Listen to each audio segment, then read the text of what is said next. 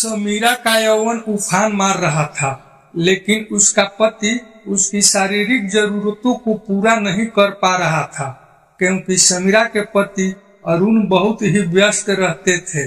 काम और बच्चों की जिम्मेदारियों के चलते दोनों के बीच पहले जैसा रोमांस और नजदीकी अब नहीं रह गई थी।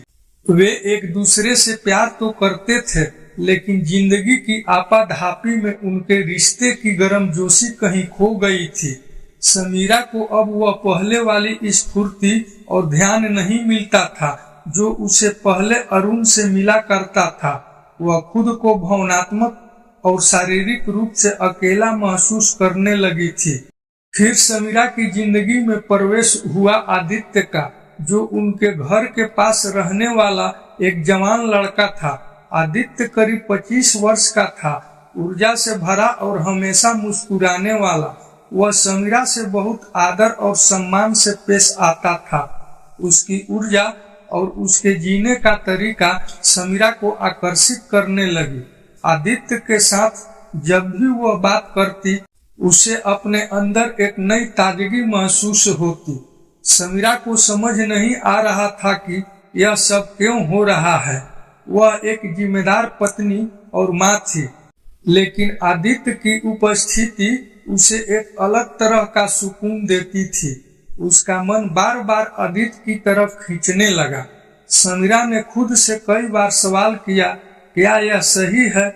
क्यों मैं आदित्य के प्रति आकर्षित हो रही हूँ, जबकि मेरी अपनी शादी है और अरुण से मेरा प्यार है।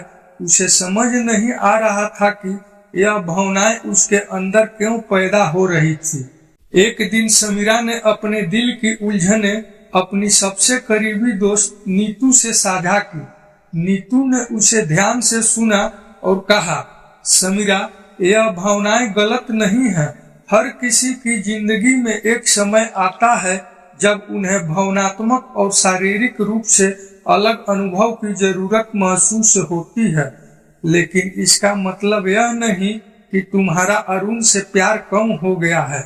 हो सकता है कि तुम्हें अपने रिश्तों में वही उत्साह और ध्यान चाहिए जो तुम्हें पहले मिला करता था। समीरा ने नीतू की बातों को गहराई से महसूस किया। उसने समझा कि यह केवल आदित्य की युवा ऊर्जा और उसकी ताजगी थी जिसने उसे आकर्षित किया था। यह सिर्फ एक क्षणिक आकर्षण था जो उसकी जिंदगी में चल रही भावनात्मक खालीपन की वजह से हुआ था।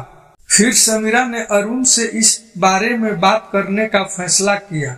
उसने सीधे सीधे आदित्य का जिक्र नहीं किया, लेकिन उसने अपनी भावनाओं को साफ साफ रखा। उसने कहा, अरुण, मुझे ऐसा लगता है कि हमारी जिंदगी में जो रोमांस और नजदीकी पहले थी, वह अब कहीं खो गई है।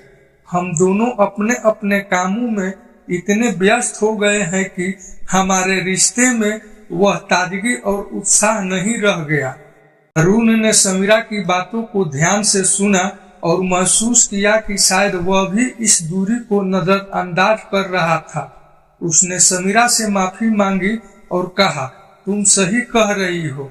हम दोनों अपने रिश्तों को उसी गर्मजोशी और प्यार के साथ नहीं जी पा रहे हैं जो कभी हुआ करता था।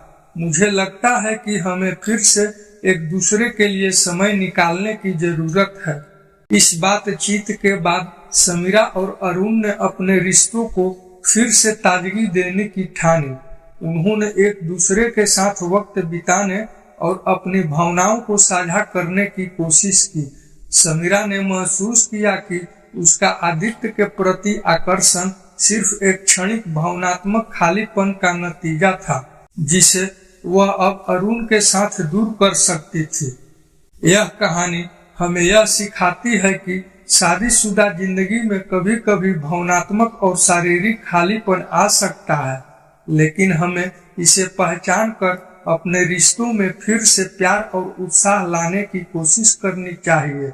यह जरूरी है कि हम अपनी भावनाओं को समझें और अपने साथी के साथ खुलकर बातचीत करें, ताकि किसी भी रिश्ते में स्थायित्व और खुशहाली बनी रहे।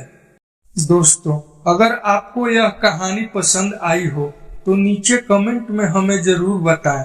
ऐसी और कहानियों के लिए हमारे चैनल को सब्सक्राइब, वीडियो को लाइक तथा शेयर जरूर करें।